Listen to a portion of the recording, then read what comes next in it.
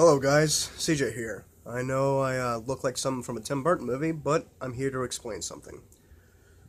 I am one of those people in 2019 who do not like jump scare movies. Let me explain. People seem to go to horror movies nowadays just for the jump scares and the very poorly written story that comes along with it. So you got films like I like the first Conjuring, I like the first Insidious, and maybe a few Insidiouses after that, maybe a few. But when you start doing it over and over and over again, just like the Blair Witch clone, just over and over again with the same old shit, it gets old, and the jump scares do not matter. And if your movie just relies on jump scares, then it's not going to do very well. Even the story itself might tell a good story, but whenever it comes to jump scares, that's not always good horror. My favorite type of horror is subtle horror. Kind of like if you saw The Witch. If you've never seen The Witch, you gotta watch it unless you don't like Godfather style, pacing. And essentially, in The Witch, you see this family after being getting kicked out of their village and everything, and they adapt to life on their own. They after losing their child to what they assume was a witch or something, they get more crazy, more insane, and the little things that happen build on top of that. Trust begins to fail, everything else begins to fail, and this whole movie is like, holy shit, where's it going to go? Where's it going to go? Where's it going to go? And then at the end it skyrockets, and then gives you an ending. That's good horror. What else is good horror is something like Nosferatu. If seen the original Nosferatu, I'm pretty sure not a lot of people in 2019 have seen Nosferatu, but essentially it works because it's so subtle. You see him slowly creep in, like Max Schreck just creeping in with his tall slender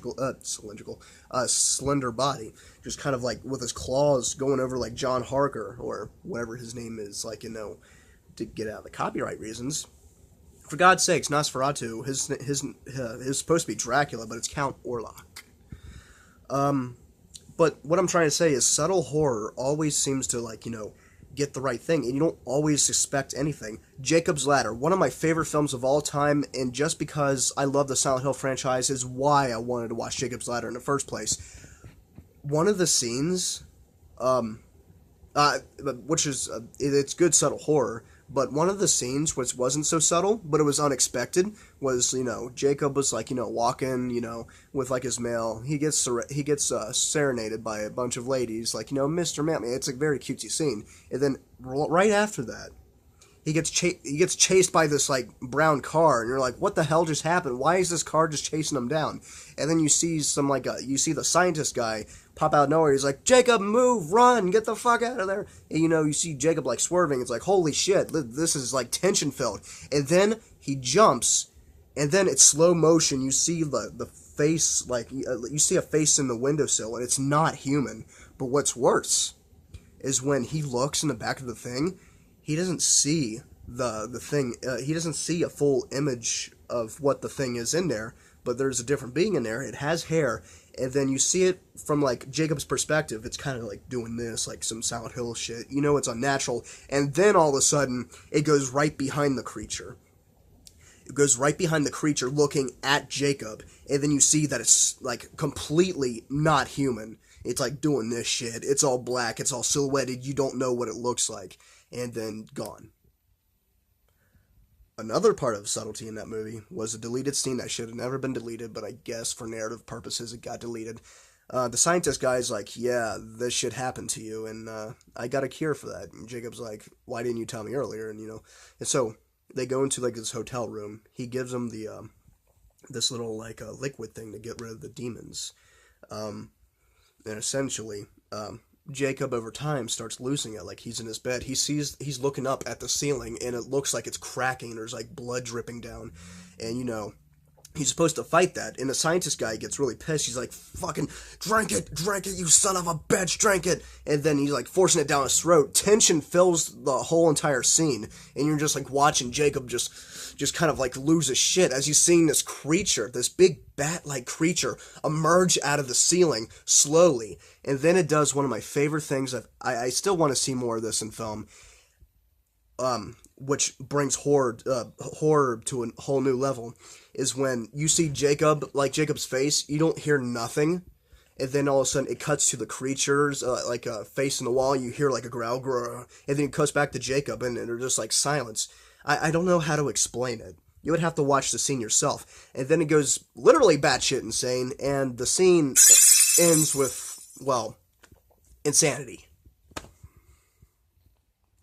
Not a very good, essentially, subtle horror is more my dig. It's more what I feel is, like, something done right. Horror done right. With all these jump scare movies, you're just getting the same thing over and over again. And I guess you could say the same thing for subtlety and whatnot.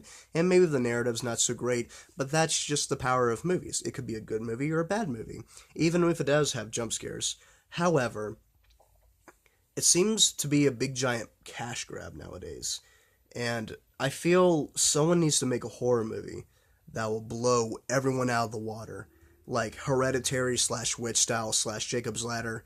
Or something almost in the terms of Dr. Jekyll and Mr. Hyde, 1920-something.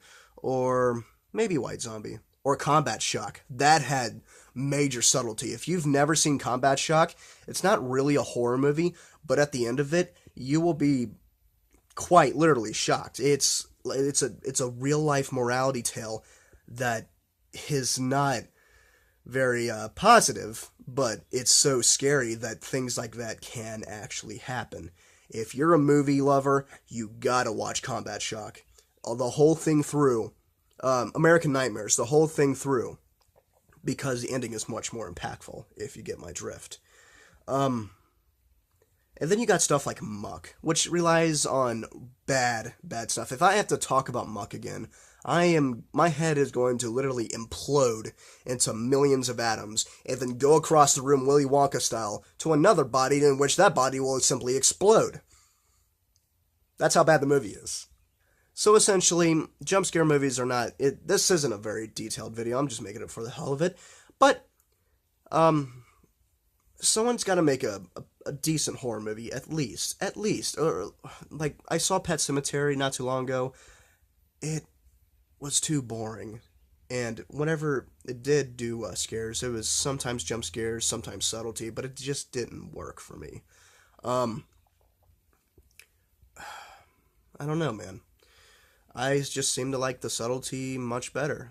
Dr. Caligari, James Rolfe from Cinemassacre stated, and I haven't thought about this because I watched Caligari, that when you watch the movie, you're seeing it almost in the eyes of an insane man, because, like German Expressionism, everything's all twisted and whatnot, and so he's telling a story to this person, and the whole world is like, there's walls that are like cubical and cylindrical, sideways, slantways, any ways you can think of, and you got this like weird doctor thing, and it's like the story that drips within, like, dead body killing people, like doing this shit, like, like there's a good thing for subtle horror. It slowly goes up on a body. He's like all thin and like dressed in all black, and he's like has this knife in the air, he's gonna kill somebody with it, and the whole time you're watching this, even in 2019, I was like, wow, it's just awesome. And a lot of good foreshadowing if you watch the film.